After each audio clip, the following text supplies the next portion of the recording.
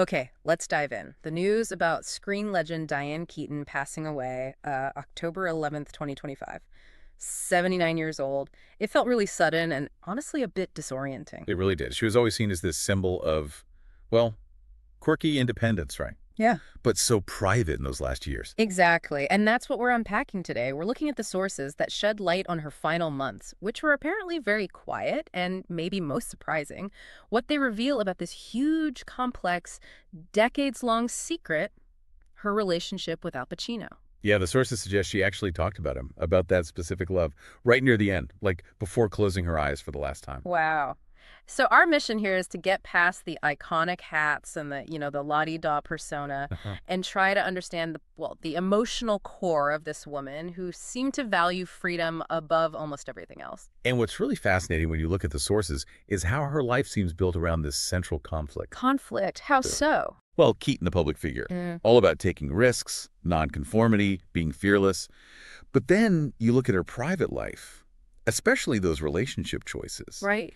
and you see this deep, decades-long dance with commitment, wanting it, needing it maybe, but also perhaps sort of avoiding it. Mm. We're going to explore how her famous style, her career choices, Mm. how they might actually be direct reactions to things she learned from her family, her mother's dreams, her father's regrets. It's all connected. Okay, let's start where it ended then, because that seems key to her final state of mind.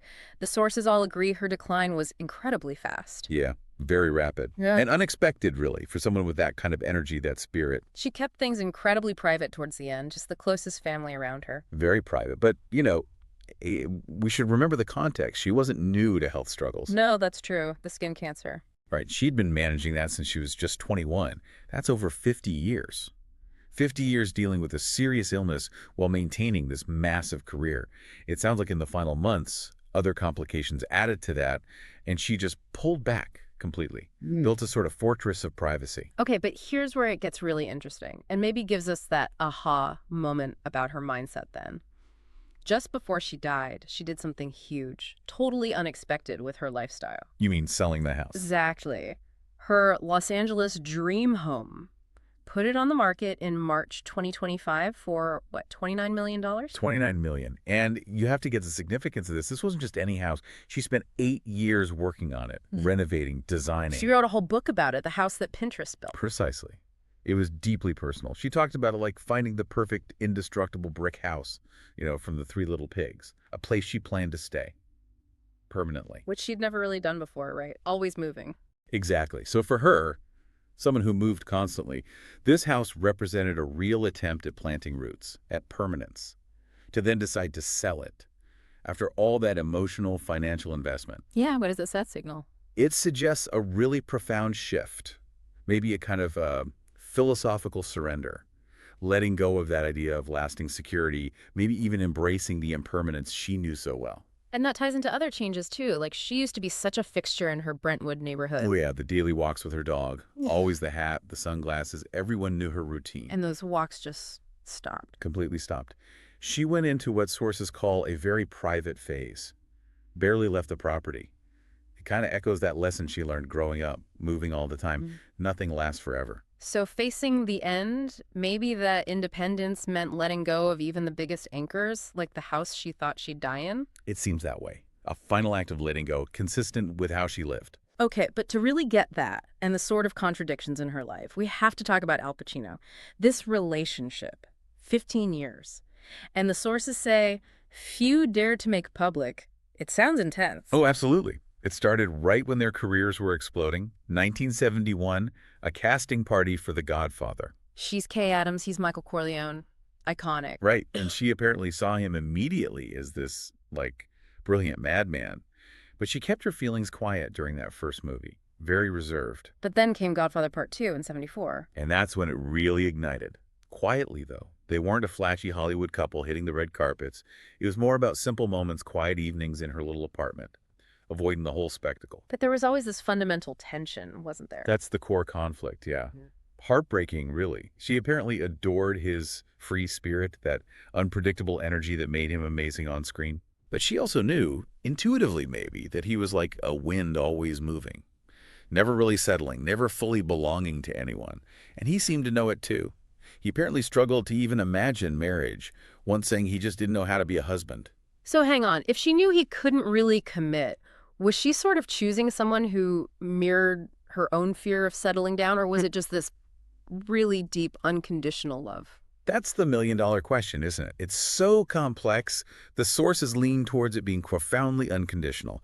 And the proof seems to be, during that time, almost nobody knew about Pacino's really bad financial crisis in the 80s. Oh, right. This part is crucial. His fortune, like $50 million, basically vanished. Pretty much evaporated. Lavish spending, yes, but also a crooked accountant. He was apparently devastated, depressed, couldn't work. And Keaton? She was his rock. Oh. While others might have stepped back, the sources say she silently helped Al by lending money, just kept him afloat. And maybe even more importantly, she pushed him to keep acting, told him he still had it. Wow. Her support wasn't conditional on him changing or marrying her. Not at all. She was just there for him. And that must have hit him hard. Didn't he say something like, Diane, you're the only one who never abandons me? Exactly. Those words. Oh. You can imagine they must have given her some hope, right? That maybe this difficult, imperfect thing they had could actually last. But it wasn't enough to change who he was, fundamentally. Apparently not. Her own desire for a family, a more conventional setup, kept growing. And that led to the breaking point. 1990. They're filming Godfather Part 3. The ultimatum scene. In her New York apartment. That's the one. She finally laid it out. Al, either we get married or this ends. No more waiting. No more waiting. And what's so telling, according to the sources, is his reaction. No big fight, no yelling, just this silent, pained look, like he knew he couldn't give her what she needed. Silence is the answer. Silence was the answer. And she walked away that night. Chose her own need for family over whatever chaotic connection they had. But even after that, emotionally, it wasn't a clean break. Not at all. Pacino, years later in his memoir, Sonny Boy, he calls her a spiritual companion. He openly talks about how much her help meant during that financial crisis. Yeah. He cherished it. And her, the one who walked away. Well, that fierce independence didn't mean she just erased him.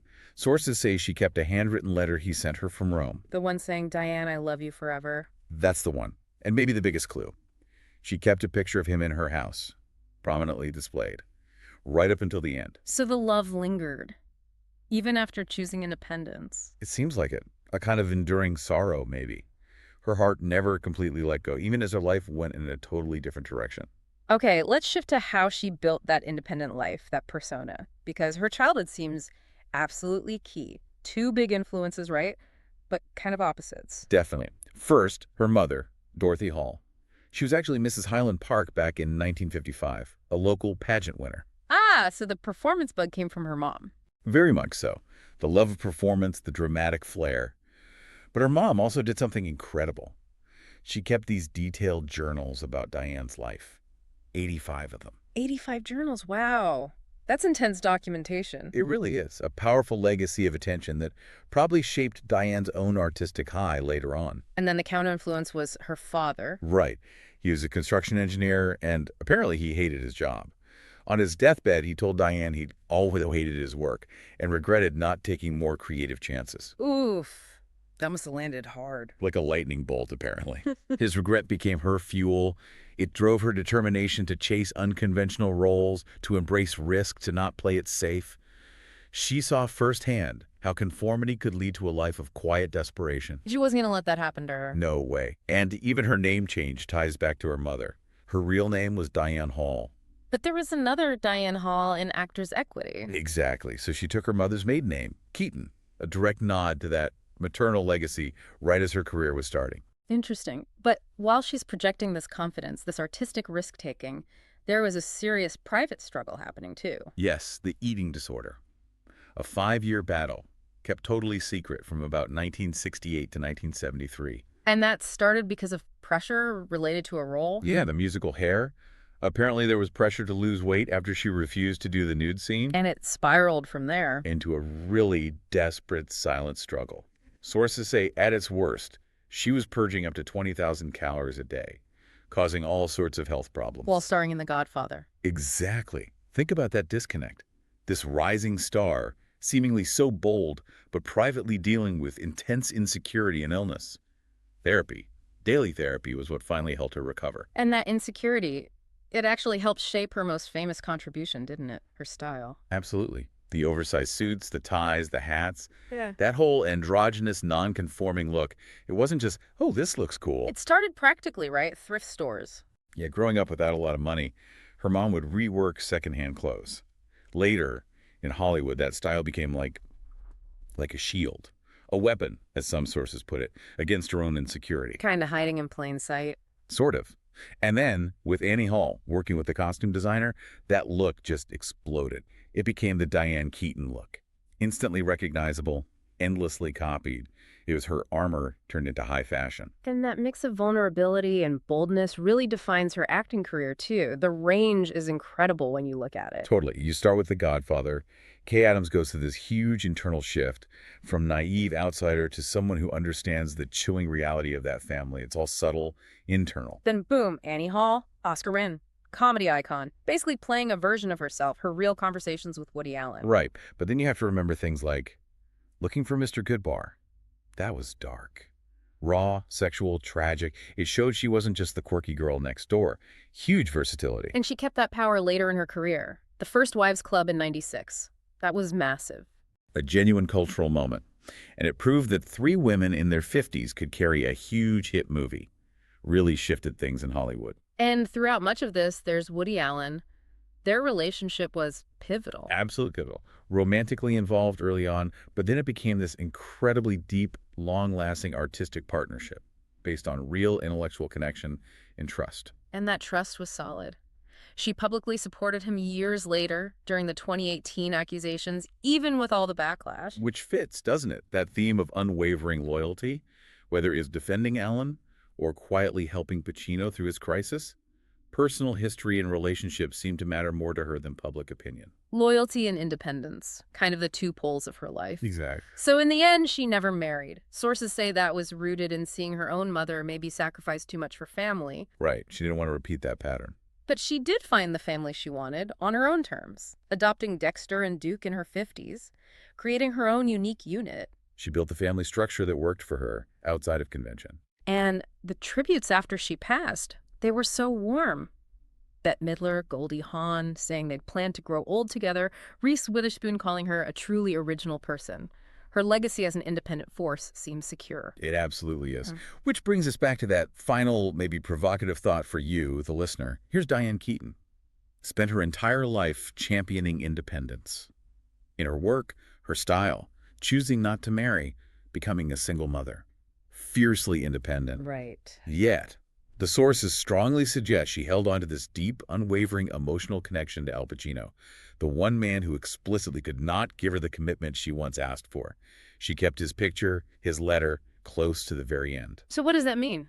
That's the question, isn't it? Was this inability to completely let go of him the ultimate contradiction in a life dedicated to freedom? Or does it show something else? A different kind of love, maybe. One that existed alongside her independence. A sort of enduring, beautiful sorrow that didn't negate her choices, but coexisted with them. A love beyond commitment, perhaps. Perhaps. It's complex. It's the heart of who she was. Definitely something to think about.